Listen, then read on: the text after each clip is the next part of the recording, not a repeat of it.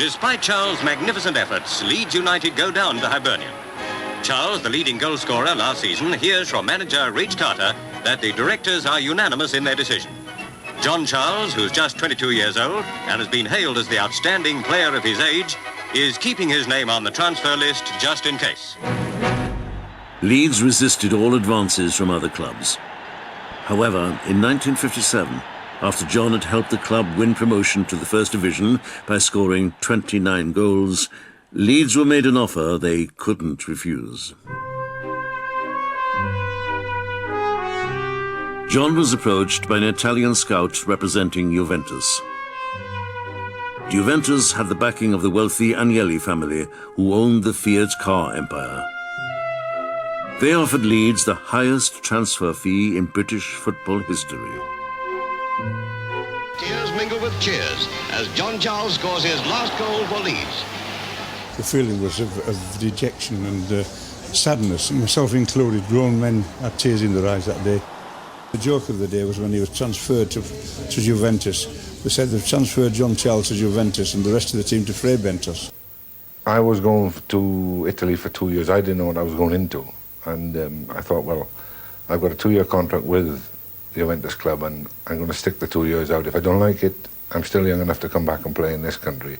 The man whom everyone acclaims as the greatest and gentlest footballer of our time goes off to Italy in the most sensational transfer of the year. £65,000. That's the price Italy pays for the footballer of the year, John Charles.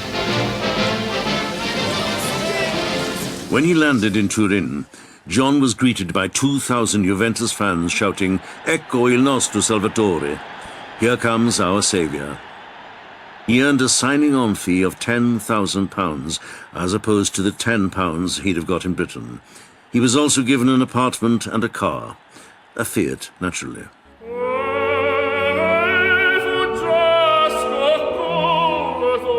But despite these fringe benefits, the basic wages for a player in Italy were modest. I was on £16 a week in Italy. The way you make money in Italy is that you got to win. And anything from £100, £200 bonus. And that was, that was what they used to pay you.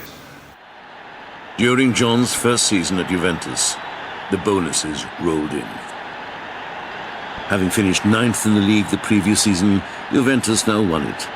John was named the league's capocannoniere, or top scorer, a title no other Briton has ever won.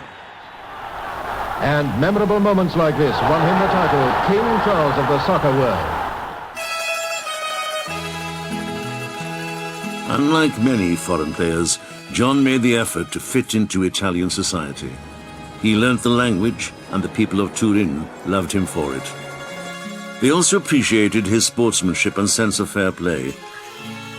In a career that spanned 4 decades, John was never once booked by a referee. The Juventus fans called him Il Gigante Buono, the gentle giant. All you mean to me. John revealed a hidden talent in Italy. He loved to sing, and after an impromptu performance with other Juventus players in a nightclub, he was signed up to cut a record. As a matter of fact, I topped Nat King Cole in Rome once, and it was on television. They said to me, "You've got to sing after Nat King Cole." I said, "But, Nat King Cole's a singer. He's top of the bill." He said, "No, but you've got to sing after him." It's unbelievable, really. Unbelievable.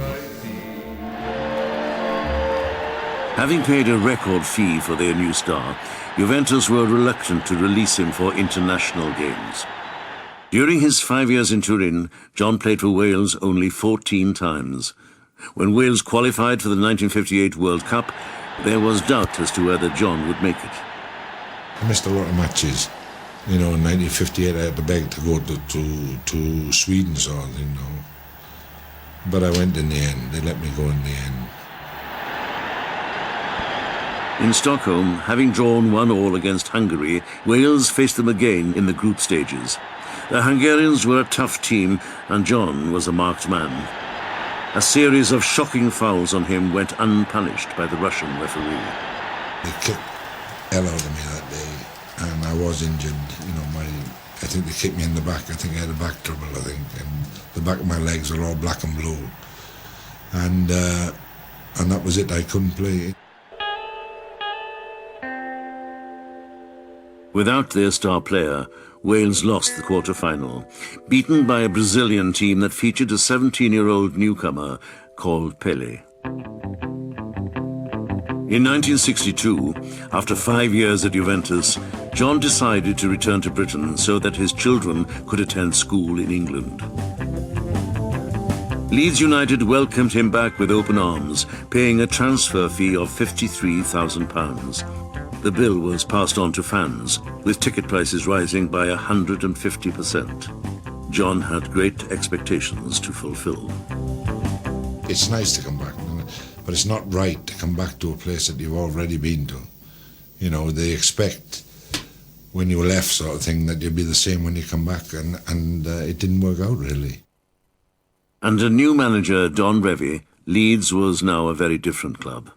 Only 2 of John's old teammates were still in the squad, and John was no longer the player he'd once been. He never regained his old form. Don Revie wanted to keep me, but I said, no, I'll have to go, because, I'm not doing you justice either. So I went back to Rome to see if I could, and Rome was worse, actually. John returned to Italy after only 3 months and 11 games at Leeds. But his season at Roma was a washout, and he was soon back in Britain. For the first time in his career, John signed to a Welsh club. For a fee of £22,500, he was bought by Cardiff City. Then there's that well-known traveller, John Charles, exported and re-imported till everyone was dizzy, including Charles. And when he thought he'd finally settled down with Cardiff, he's almost banned from playing because Leeds say Italy still owed the money for the last sale. Gentlemen, please, let's settle the horse trading and get on with the football. At Ninian Park, John passed on his experience to younger players such as John Toshak, who later said, "I learnt as much from John as I did from years playing the game." His presence on the pitch, you thought, well, if you got beat, there was always Big John at the back to save you or something like that, or if you were a goal down, the big fella would go up and not get a header in and score for you. So you were always in with a chance. But after 3 years with the Bluebirds, John, now aged 34, was suffering serious injury problems. The end of his Football League career was in sight. What was the deciding day or the point that made you decide that you could no longer continue to the standards that you'd set yourself?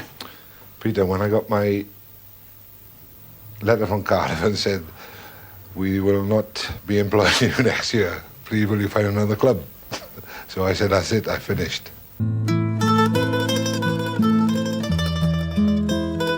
For a player who'd been adored by millions in Italy and in Britain, this was a bitter pill to swallow. When you think it's going to go on and on and on and on, that you're not going to finish. And all of a sudden, the day comes when they say, right, we don't need you anymore, you've got a free transfer to go where you want to. And you're shocked. I can assure you, you're shocked for about 2 months now after that. Why have they let me go? Why, and then you realise that you're getting older anyway, and you're not good enough to play in the division. So began the slow, inevitable slide down the minor leagues. John left Ninian Park to spend 6 years with Hereford, where he became player-manager. But in 1972, at the age of 40, his time there was up too. His last job as a player was at Merthyr Town, where he briefly introduced a lilac and yellow strip in imitation of the colourful style of the Italian clubs. In 1974, John's story came full circle. He returned to Swansea to help develop the club's youth programme.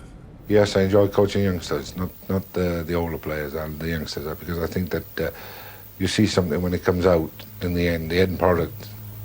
When you see someone coming through, which at the time I was lucky, I had a lot of good little players actually, and about 7 of them took them from the 4th up to the First Division.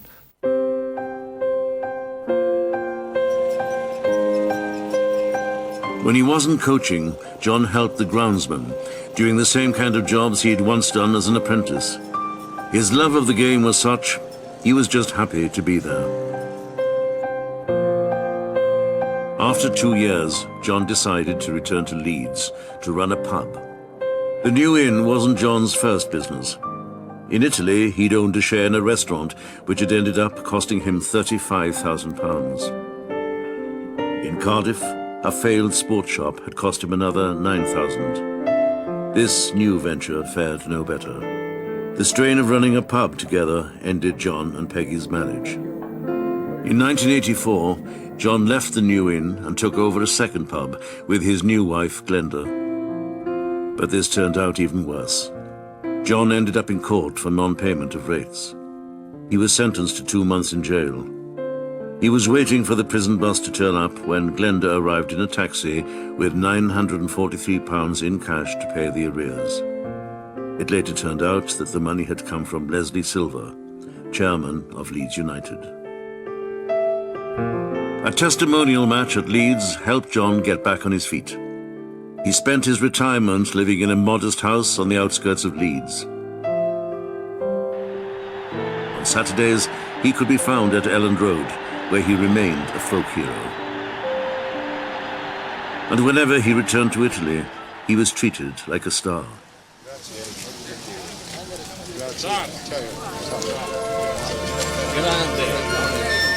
Grande, vai, compliment. You did the best one. Thank you. The best one you're doing. Non dimenticare, don't forget you are my darling. Don't forget to be. In 1997, the Italian public paid John the greatest compliment possible. There was a poll on the best players, foreign players to play in Italy, and John Charles came out on top. And for him to come out on top when the likes of Diego Maradona, Michel Platini, it's an incredible achievement. Shining bright and clean. When the Italian team played Wales at the Millennium Stadium in 2002, John was there. Please do not forget that our lips have met. BBC Radio Wales News with David Woodward. The Welsh footballing legend John Charles has died at the age of 72 after a short illness. He was known as the gentle giant to a generation of Welsh, English and Italian fans. Good morning. BBC Radio Leeds News at 9 o'clock. Football legend John Charles has died at the age of 72. The former Leeds, Juventus and Wales player passed away in the early hours of this morning. È morto a 72 anni John Charles, mitico centravanti della Juventus degli anni 60, colpiva di testa con la stessa potenza con cui gli altri tiravano di piede, una leggenda anche di correttezza, mai espulso né ammonito. Ce ne parla.